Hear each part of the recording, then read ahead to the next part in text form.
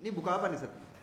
Itu kan kantong bisa baca. Iya, buku kecil enggak? Ini kan buku kecil Baitul Maqdis ini Iya. bercerita tentang apa, Set? Nah, jadi gini.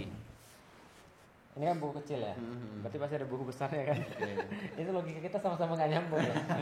Jadi gini, sebenarnya ya sebelum saya ketemu sahabat Al-Aqsa tahun-tahun 2013, 2012 dan ke belakang, ini saya cerita sedikit ya, flashback ya.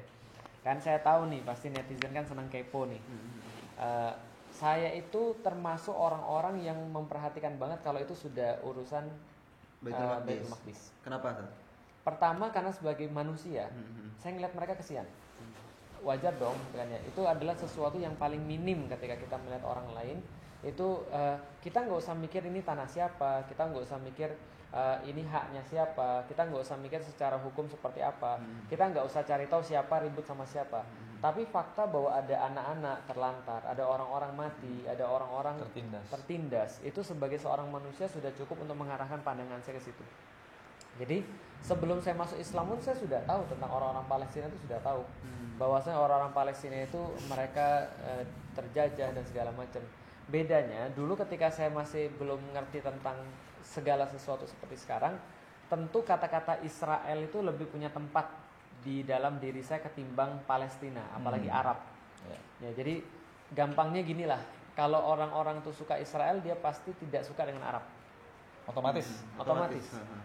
Makanya kata-kata Abdullah itu nggak bagus bagi saya.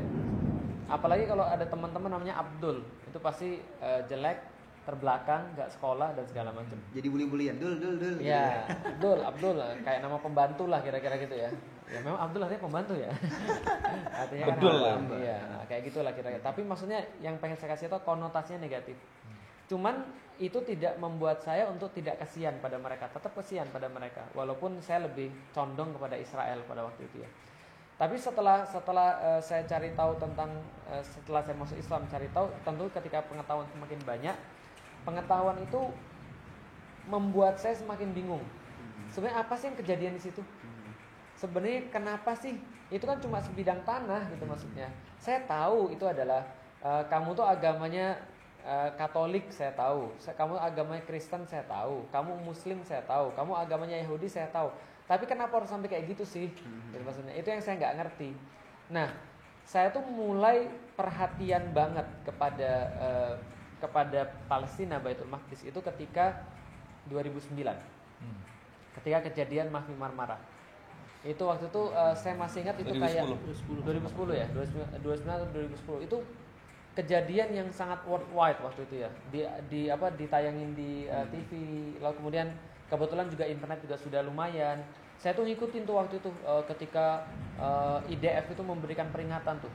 Dari awal malah ketika pelepasan Mahfi Marmara, lalu kemudian IDF itu ngasih kayak peringatan dari helikopter. Kalau kamu tetap maju kami akan tembak dan segala macam. Dan ketika nembak itu saya juga ngelihat ada gambar hitam putih gitu ya.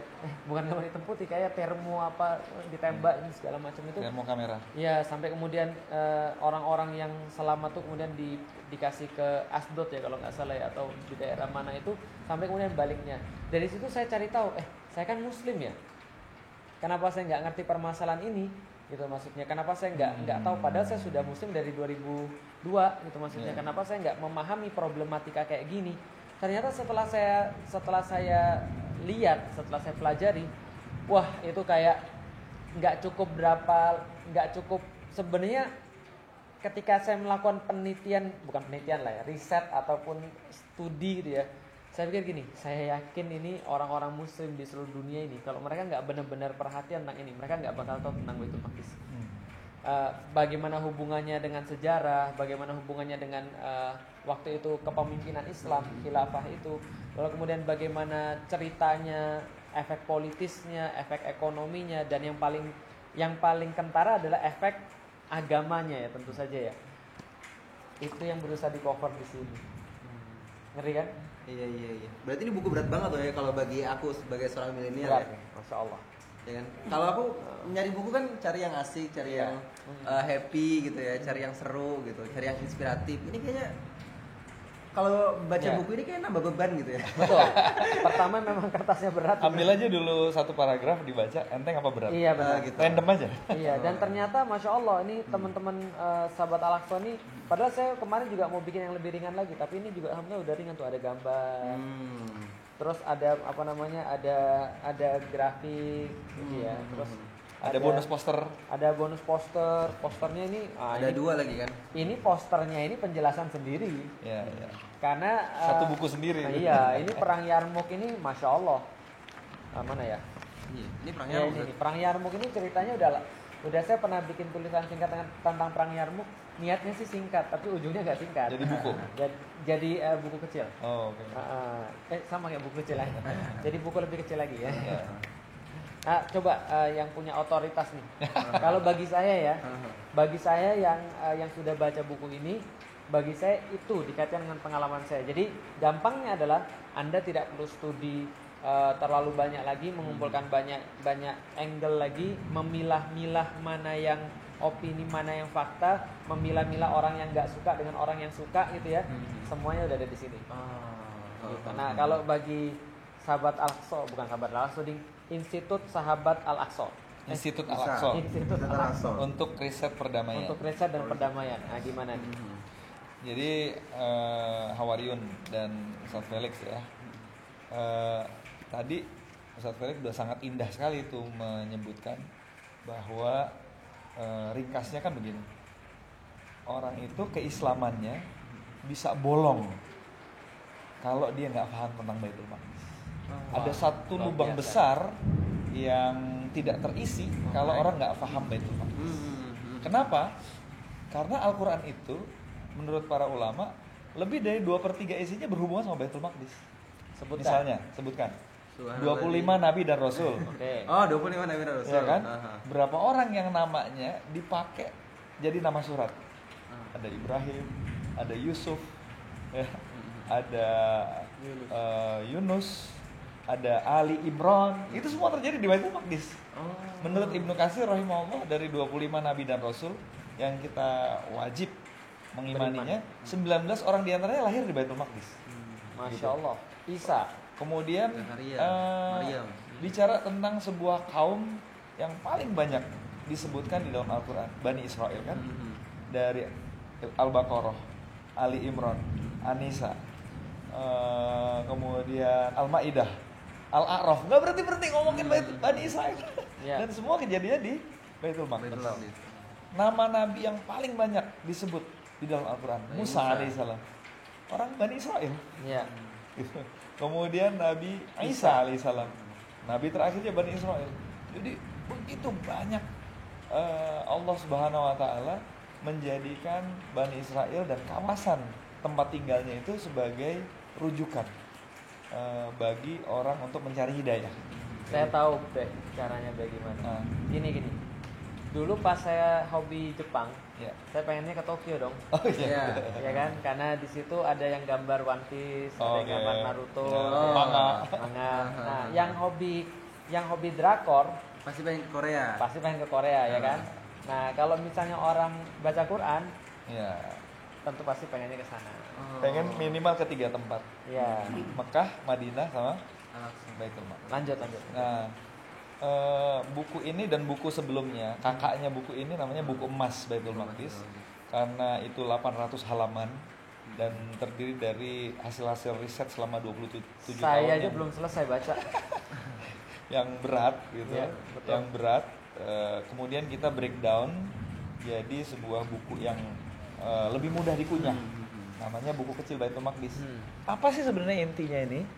Intinya ini sebenarnya informasi yang diperlukan untuk kita merespon urusan Baitul Maqdis ini sebagaimana Rasulullah SAW merespon urusan Baitul Maqdis. Cuma Karena- 155 ya. Ya, Diperes jadi seperempatnya. ya. Jadi kan begini, Baitul Maqdis dan Palestina atau negeri Syam sekarang dalam keadaan dijajah, dalam keadaan krisis. Sedangkan itu negeri yang ada dalam Al-Quran dan dalam akidah kita.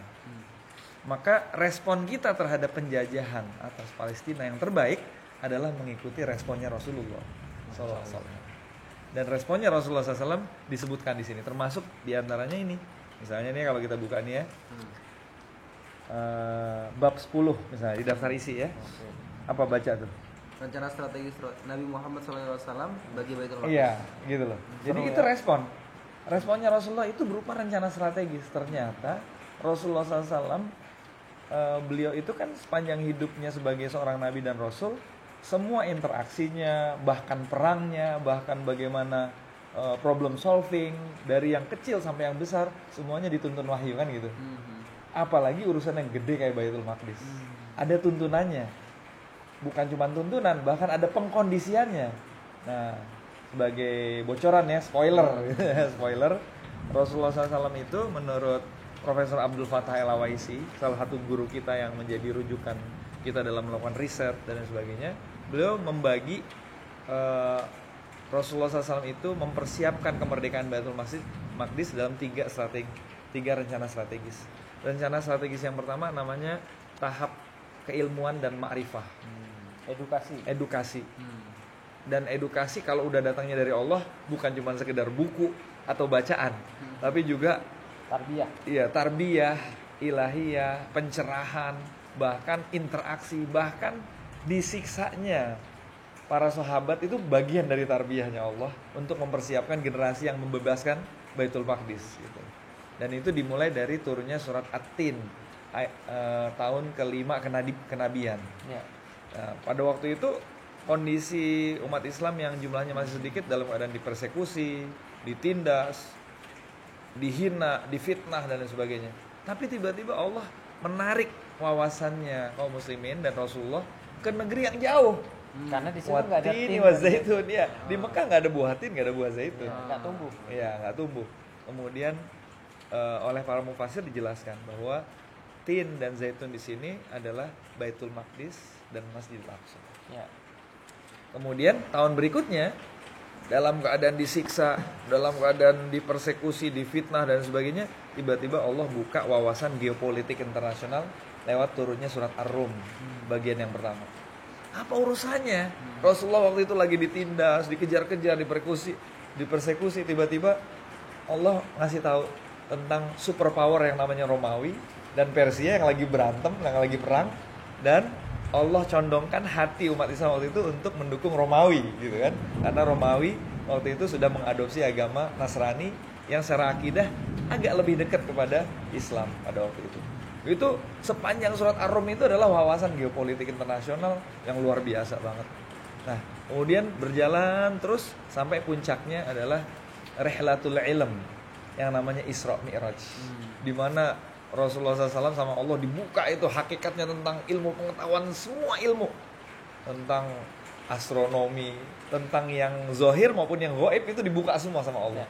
Ya, sedang disiapkan. Dan kalau kita lihat peristiwa Isra Mi'raj itu persis di tengah-tengah masa kenabian Rasulullah SAW, dan surat Al-Isra persis ada di tengah-tengah Al-Quran. Masya Allah. Gitu. Jadi pasti itu bukan suatu kebetulan gitu kan. Kemudian tahapan ilmu itu berlanjut terus selama berapa tahun? 14 tahun. Lama ya. Lama. Yang paling lama persiapannya adalah persiapan ma'rifah, ilmu. Baru tahun ke-6 Hijriah terjadi perjanjian Hudaybiyah, masuk tahap kedua, yaitu tahap siasah. Disitulah Rasulullah SAW mengirim surat kepada penguasa-penguasa, termasuk penguasa Baitul Maqdis waktu itu, Heraklius. Ya. Pesannya bukan mau political deal, bukan political settlement, enggak. Aslim, taslam. Berapa lama? 2 tahun cuman. Bandingkan sama yang Al-Ma'rifah tadi 14 tahun.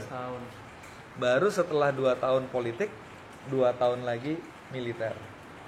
Dimulai dengan perang Mu'tah, kemudian perang Tabuk, yang itu adalah perang-perang yang menghadapi Romawi, penguasa Baitul Maqdis waktu itu. Dan yang terakhir 3 hari sebelum beliau wafat, Rasulullah SAW mengirim Sariyah atau Densus, detasemen khusus, Usamah bin Zaid. Tujuannya apa? Membebaskan Baitul Maqdis. Rasulullah wafat, Baitul Maqdis belum merdeka, dan kemudian dilanjutkan oleh Abu Bakar 2,5 tahun, belum merdeka juga, dilanjutkan oleh Umar hampir 3 tahun, baru merdeka. Artinya ada berapa kesimpulan? Pertama, ada strategic plan yang Rasulullah terapkan untuk membebaskan Baitul Maqdis. Dan strategic plan itu dilanjutkan dengan tindakan strategis berupa pengerahan sumber daya, baik nyawa, harta, dan semuanya. Kemudian yang kedua, Rasulullah SAW wafat sebelum Baitul Maqdis dimerdekakan. Artinya apa? Urusan merdekanya Baitul Maqdis sepenuhnya ada di tangan Allah, jadwalnya. Bukan kekuatan manusia, bahkan bukan kemuliaan Rasulullah yang menentukan. Abu Bakar As-Siddiq 2 tahun, artinya Abu Bakar As-Siddiq melanjutkan apa yang dilakukan oleh Rasulullah. Artinya ini merupakan sunnah. Artinya jihad membebaskan Masjid Al-Aqsa adalah ihya'us sunnah. Jadi kalau ada orang yang berpendapat bahwa bukan waktunya kita berjihad, kapan? Karena kita sekarang sholat mengikuti sunnahnya Rasulullah juga, puasa juga begitu. Dan yang terakhir, kesimpulan yang terakhir adalah Umar bin Khattab dipilih oleh Allah. Apa kata Umar ketika Baitul Maqdis, Qadisiyah, Persia dibebaskan? Kata beliau, dan itu ada di filmnya Umar kan? Umar bilang, kalau ini merupakan sebuah kejayaan dan kemuliaan, maka yang paling pantas menerimanya adalah orang yang paling mulia, bukan saya. Kata gitu. Artinya apa? Betul-betul urusan jihad dan kemenangan terhadap Baitul Maqdis ini semua ada di tangan Allah. Dan ini semua kita rangkum, kita masukkan di buku ini ya. Ya. Kalau kita lihat nih daftar isinya. Ya, pertama Masjidil Haram, Masjid Aqsa, 2 yang dipisahkan dan seterusnya. Coba saya tanya sama Hawari, dari 1 sampai 13 ada nggak membahas tentang perang yang sekarang terjadi sekarang? Gitu. Kira-kira ada nggak di situ? Nggak ada nih kayaknya. Ya mungkin di bab ke-12 itu ada pembahasannya sedikit, 12 ya kan? Ini pesan apa yang disampaikan? Pesannya begini. Ini masih edukasi. Bukan, ya itu juga. Yang kedua, buat orang Islam, makin banyak dia mencari informasi tentang Palestina, Suriah, Baitul Maqdis dari media massa, ujungnya dia akan makin bingung. Ya, itu tadi yang saya bilang tadi. Tapi kalau dia mencarinya dari arahannya Allah, arahannya Rasulullah SAW dan tarikh Islami, maka dia kemudian punya sebuah outlook yang sedemikian rupa sehingga kejadian apapun yang terjadi di Timur Tengah dia nggak akan bingung lagi sesudahnya. Kenapa? Karena dia punya mauqif yang jelas, didukung oleh thaqafah yang sangat kaya, gitu. Nah, buku kecil ini cuma secuplik aja, cuma icip-icip, ya istilahnya sampel. itu Hidangan pembuka. Iya, hidangan pembuka, gitu. Wallahu a'lam bishawab. Insyaallah. Ustaz Arni mau nambahin silakan. Saya ada persepsi sedikit kan. Boleh. Jadi kalau melihat perjalanan sejarah Rasulullah SAW sampai para penakluk pembebas dari kalangan muslimin, Rasulullah itu sahabatnya anak muda. Abdullah bin Abbas, Abdullah bin Mas'ud, Ali bin Abi Thalib, Usama dan seterusnya. Muhammad Al-Fatih 21 tahun membebaskan Rasulullah. Kemudian Imam Syafi'i jadi mufti belasan tahun.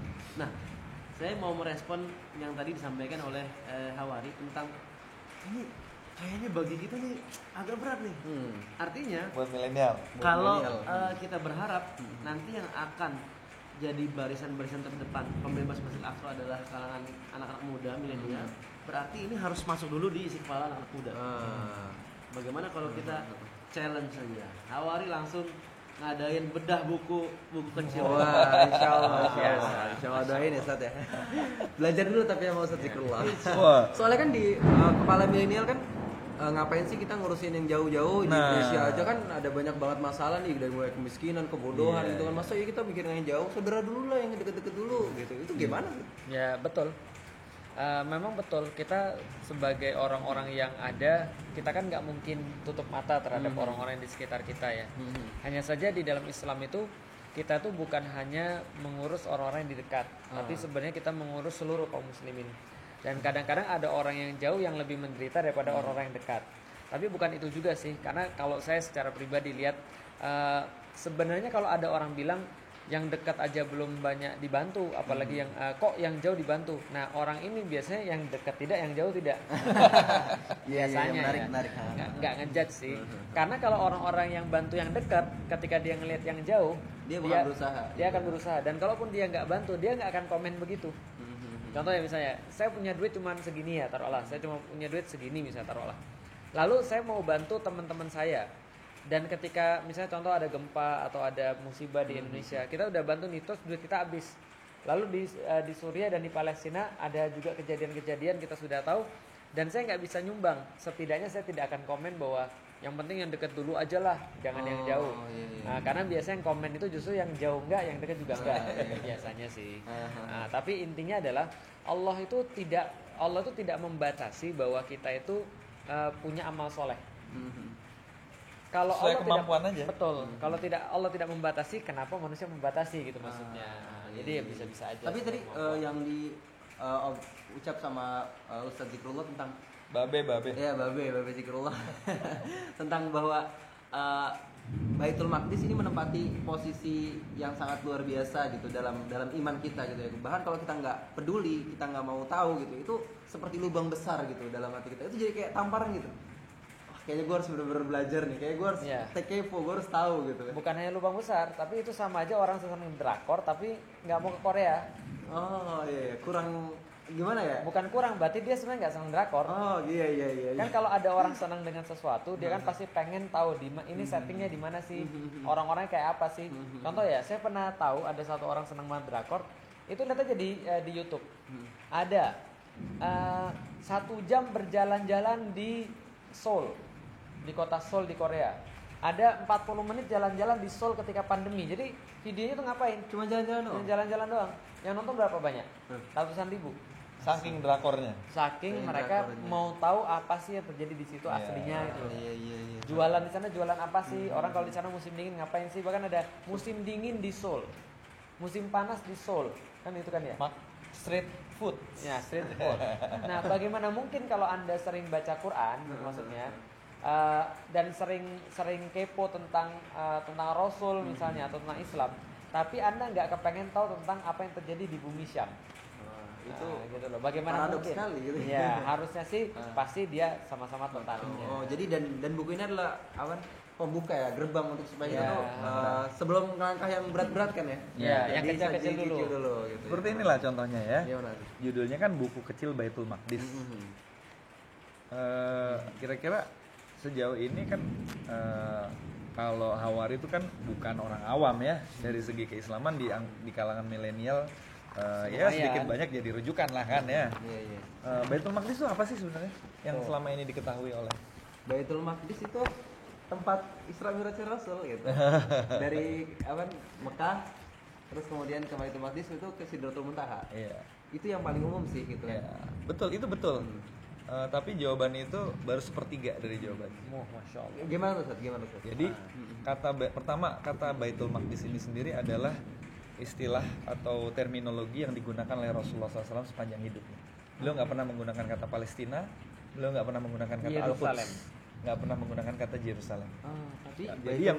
Jadi ketika kita menyebut kata Baitul Maqdis, kita niatkan untuk ngikutin sunnahnya Rasulullah SAW. Oh, dari pemilihan kata aja udah. Subhanallah, mantap. Kemudian menurut penelitiannya Dr. Khalid El Awaisi, kata Baitul Maqdis ini secara geografis mewakili 3 hal. Apa tuh, Ustaz? Pertama, Baitul Maqdis adalah nama lain Masjidil Aqsa.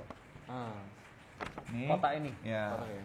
Ini bukan kota, ini satu komplek. Satu kompleks. Satu komplek yang ada di tengah-tengah ini. Yang mana yang Baitul Maqdis? Ya orang-orang bilangnya sih ini nih, pada bilang ini nih Baitul Maqdis nih. Baitul Maqdis, kalau tadi kan rumusnya Baitul Maqdis sama dengan Masjidil Aqsa. Jadi semua yang ada di tempat ini adalah Baitul Maqdis. Sekaligus Masjidil Aqsa. Jadi bukan ini Ya, gitu bukan. ya. Jadi kalau kita lihat denahnya ini di sini ya, ini bonusnya kan ada kubah. Ada berapa kubah? 1 2 3 4 5 6 7 8 9 10 11 12 13 14. Ada 15 kubahnya Masjidil Aqsa. Di dalam sini. Di dalam sini. Jadi kalau dibilang yang mana kubahnya Masjidil Aqsa? Semuanya. Ya. Bahkan tempat-tempat yang ada pohonnya ini pun juga adalah masjid. Masjid. Ya, masjid. Ini adalah masjid. Masalahnya kan di Indonesia sama orang Timur Tengah itu persepsi mengenai masjid itu agak beda. Ya, Buat kita yang namanya masjid yang ada di dalam tembok. Kenapa? Ini daerah tropis. Kalau nggak ada tembok dan atap, hujanan kita. Sementara orang kalau sholat di sini selama setahun seperti Ustadz Ardi bilang tadi, mungkin hujan cuma sekali 2 kali aja. Jadi seluruh tempat ini adalah masjid. Menurut Dr. Haytham Al-Ratrud, masjid itu hanya memerlukan 3 hal. Pertama, 1 bidang tanah di mana di situ ditegakkan sholat 5 waktu. Yang kedua, ada hududnya, ada batasnya. Artinya nggak ada kendaraan yang lewat di situ, nggak ada wanita haid yang lewat di situ, nggak ada kegiatan lain selain ibadah dan ilmu yang ada di situ. Yang kedua, yang ketiga, tempat itu ada kiblatnya. Udah, begitu ada tempat yang seperti itu memenuhi syarat 3 itu, udah masjid itu. Ya kayak Masjid Nabawi. Masjid Nabawi sebelum yang sekarang kan begitu. Ya. Gitu. Jadi ini masjid. Ini Masjidil Aqsa. Baitul Maqdis yang kedua adalah kota Baitul Maqdis, di mana di dalamnya ada masjid ini. Ada petanya nggak? Petanya di sini kayaknya ada. Ini kali ya. Di dalam di dalam sini. Oh, dalam sini. Oh ini nih. Ini kan? Itu. Ya, ini kota tua Baitul Maqdis. Nah, kalau kemudian orang menyebutnya Yerusalem. ya. Yerusalem. Jadi ini masjidnya. Oh, ini kotak ini. Ini kotanya ini kan. Ini di zoom in kan jadi gini. Nah, ini kotanya. Oh. Old Jerusalem itu kota. Oh, ada Baitul Maqdis. benteng-bentengnya juga. Iya, bentengnya juga. Nih. Nah, benteng ini namanya kota Baitul Maqdis, kota tuanya. Tapi kalau sekarang sudah extended. Nah, orang menyebutnya ini Al-Quds. Al-Quds ini baru digunakan nama itu sesudah zaman Mu'tazilah. Dan bukan dari kalangan Ahlussunnah wal Jamaah yang menggunakan kota Al-Quds. Kemudian orang Yahudi menyebutnya Ursalim. Jadi Jerusalem. Ya. Orang Islam kadang-kadang menyebutnya Darussalam juga. Ya. Tapi sedikit sekali. Kalau orang Turki menyebutnya Kudus. Quds, ya, Quds. Nah, ini kotanya. Nah, Baitul Maqdis yang ketiga adalah wilayah Baitul Maqdis. Oh. Jadi masjid, kota, wilayah. Nah, ini dia nih yang titik merah ini adalah kota tuanya. Siapa yang bikin garis ini? Ini diambil dari disertasinya Dr. Khalid Al-Waisi. Dia meneliti secara khusus hadis-hadis yang membatasi wilayah Baitul Maqdis itu yang mana sih? Karena wilayah itulah yang dimerdekakan oleh Rasulullah, Abu Bakar dan Umar. Sekarang kita turun ke jalan demonstrasi, merdeka Palestina, merdeka. Yang mana yang mau dimerdekain sebenarnya? Gitu. Palestina yang kamu sebut Palestina yang mana? Sedangkan ternyata Palestina yang sekarang disebut Palestina ini, yang sebagian besar dijajah oleh Israel, batas-batasnya adalah batas-batas yang dibikin oleh penjajah Inggris. Pada tahun 1917. Ya. Dan ini semua yang di garis ini ada ini tanah muqaddas semua, tanah Iya.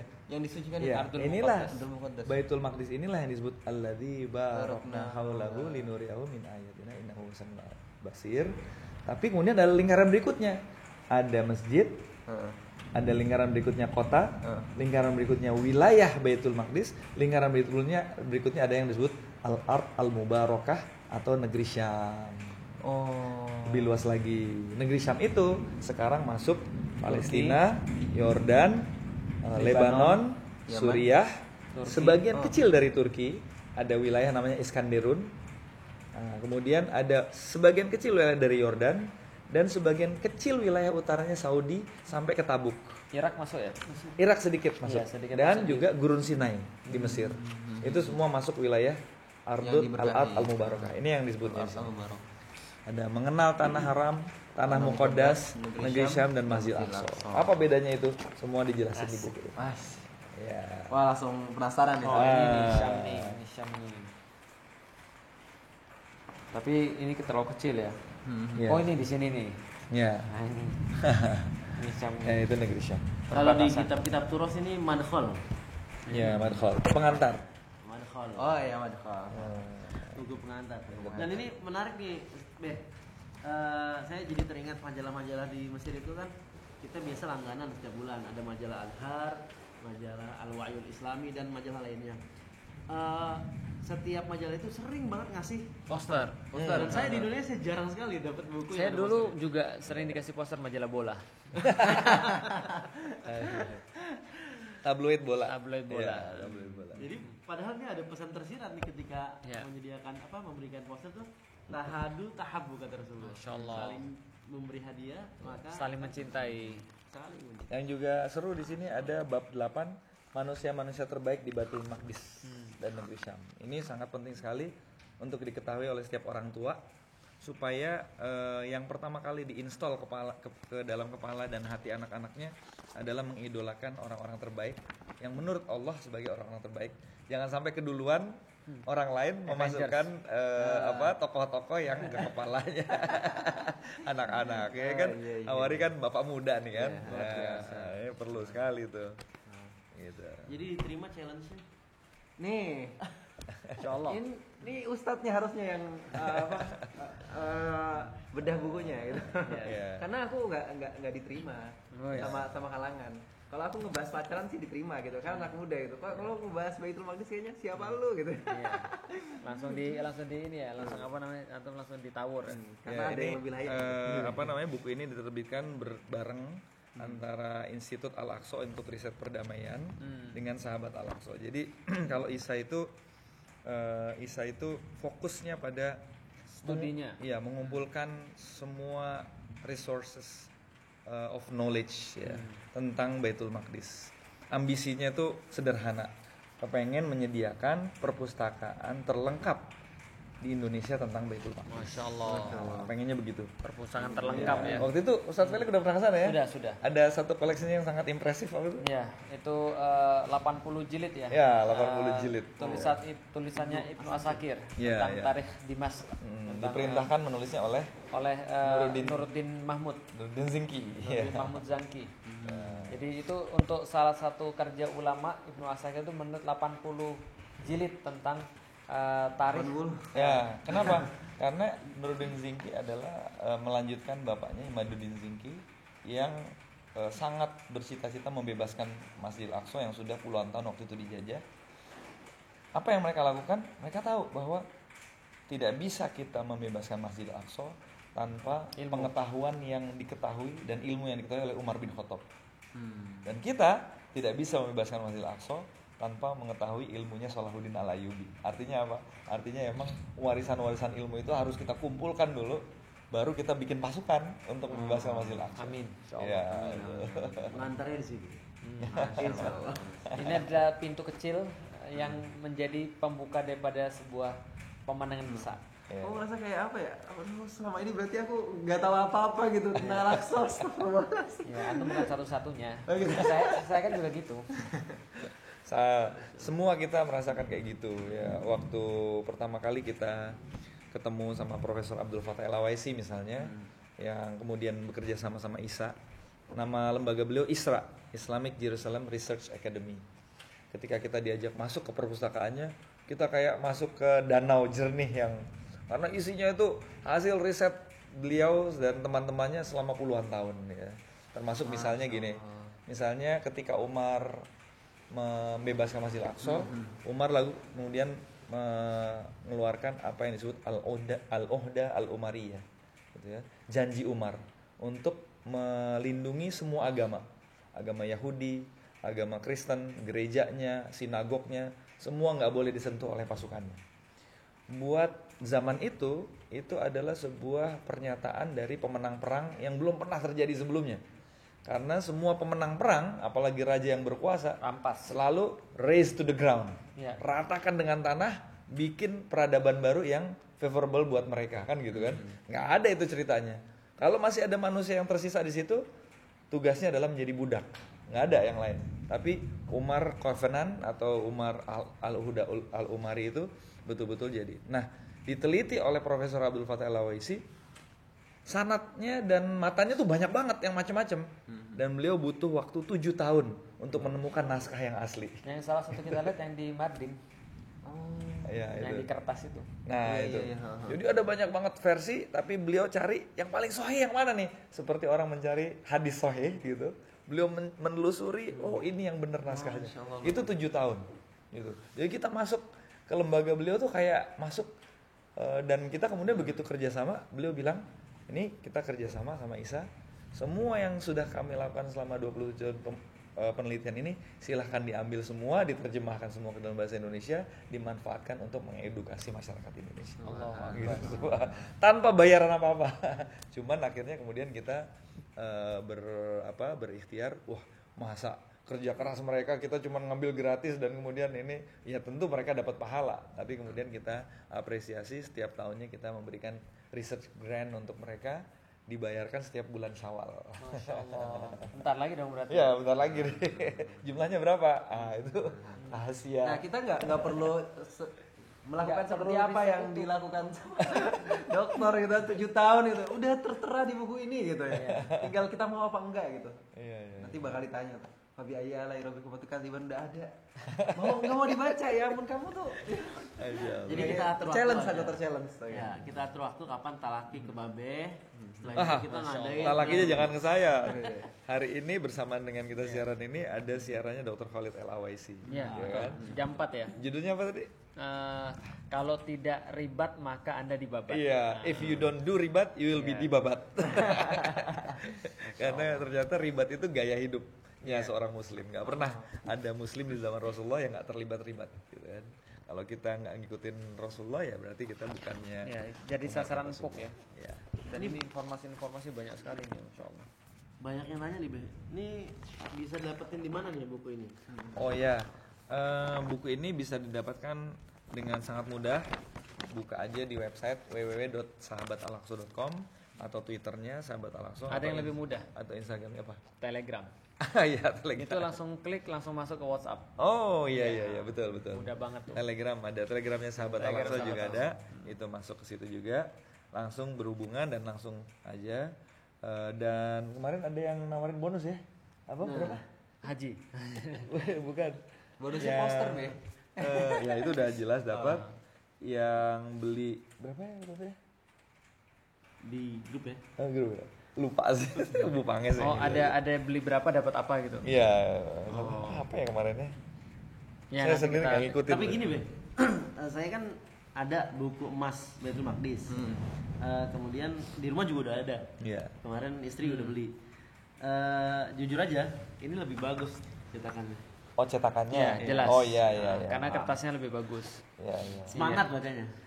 Itu kan yang buku emas kan saya beli 10 terus dibagi-bagiin tuh. Terus ini juga saya beli terus saya bagi-bagiin. Masya Allah. Karena saya pikir penting banget bagi orang-orang khususnya para influencer untuk ngerti minimal tentang Baitul Maqdis seperti apa. Iya. Dibaca nggak kira-kira sama mereka? Insya Allah. Karena gini, yang saya kasih itu minimal sudah pernah nanya. Oh. oke. Ini apa sih? Ini apa sih? Kita kasih. Ini jawabannya. Nah, betul, ini jawabannya. Selektif sekali Gitu. Karena kalau kita kasih nggak kita kasih tetap aja mereka nanya kan. Jadi kita kasih. Iya. Masya Allah. Gitu, insya Ini Allah. ada yang menarik nih, Be. Hanya ada di ISA. Baitul Maqdis Peace Camp. Ya. Kayaknya harus Masya Allah. dikasih bocoran. Di MPC ya. Ya, itu Jadi- semacam kayak ini ya, crash program ya. Ya, jadi Baitul Maqdis Peace Camp ini adalah program tahunannya ISA. Awalnya hanya untuk para researcher. Ternyata yang memerlukan knowledge ini bukan hanya para researcher, tapi semua orang. Ya, Gitu. 70. Baik para dai, santri-santri, guru-guru dan sebagainya. Kenapa? Karena ternyata kalau Baitul Maqdis itu tadi kita bilang 2/3 Al-Quran isinya begitu, artinya Baitul Maqdis ini adalah perspektif sejarah yang sangat penting untuk diketahui oleh seorang muslim untuk kenal dirinya, ya kan? Tadi Hawari sempat menyinggung di video sebelumnya bahwa yang paling menyiksa itu adalah orang kalau misalnya sampai dihilangkan identitasnya, gitu kan? Dia nggak tahu apa-apa tentang dirinya, siapa, dari mana asalnya dan sebagainya. Orang kalau nggak ngerti Baitul Maqdis, dia nggak tahu asal usul keislamannya dari mana. Dan itu suatu kekurangan yang akan berpengaruh pada bagaimana dia berislam, gitu kan? Ya. Sebagai contoh, kita sholat 5 waktu, jangan lupa sholat itu diperintahkan di atasnya Baitul Maqdis. Oh iya. Ketika Isra Mi'raj, iya kan? Dan kemudian para nabi dan rasul, kemudian ya banyak sekali bahkan ketika kita berhubungan dengan agama yang sekarang umatnya paling banyak di dunia, yaitu Kristen, nggak kita harus menjelaskan Isa alaihissalam itu menurut Al-Quran itu apa, dan semua peristiwa tentang Nabi Isa terjadinya di Baitul Maqdis. Allah alam. Masya Allah. Tutup Facebook Anda, saya udah. Karena saya kan di-ban sama Facebook. Ya. Baik, Ustadz Ya. Felix, terima kasih. Silakan Masya ditutup. Allah, ini jadi teman-teman tadi ya bisa mendapatkan nanti insya Allah kita akan kasih di deskripsinya. Yang paling enak di Telegram tinggal diklik aja nanti langsung masuk WhatsApp. Atau di akhir video ini juga ada? Ada pastinya ada. Nanti teman-teman yang mau kita mudahkan lah seperti apa. Nanti kita kasih giveaway juga buat teman-teman sekalian yang tidak beruntung untuk bisa membeli, gitu kan. Tidak beruntung untuk bisa membeli, kita akan memberikan secara cuma-cuma ya. Supaya dapat peruntungan. Iya, 1 atau 2 atau 3 lah. Tapi menarik, kemarin itu ada yang kemarin itu ada yang kita kirimkan buku emas tentang Baitul Maqdis itu ada 3 kalau nggak salah 3 paket yang kita kirimin itu. Salah satunya adalah bilang gini, saya seorang guru di daerah mana gitu ya, di daerah Sumatera Selatan, Sumatera itu agak-agak bukan di kota gitu ya, dan tiap hari dia harus ngajarin kepada murid-muridnya, dan dia bilang kalau ini buku saya dapat, saya bisa punya bahan untuk ngajarin mereka. Wah, ini potensi. Dan memang kalau memang mereka nggak punya orang-orang kayak gini ya kita bisa untuk fasilitasi. Nah, siapa tahu teman-teman nasib bagus dapat giveaway-nya. Tapi kalau punya terus bisa beli terus minta giveaway itu mudah-mudahan dapat hidayah. Atau yang malas baca tapi punya banyak duit, boleh beliin buku yang banyak buat orang yang kepengen itu saya baca. Oh gitu. Saya kan malas, jadi saya memfasilitasi orang untuk baca. Jadi gitu. Tawadu luar biasa. Masya Allah.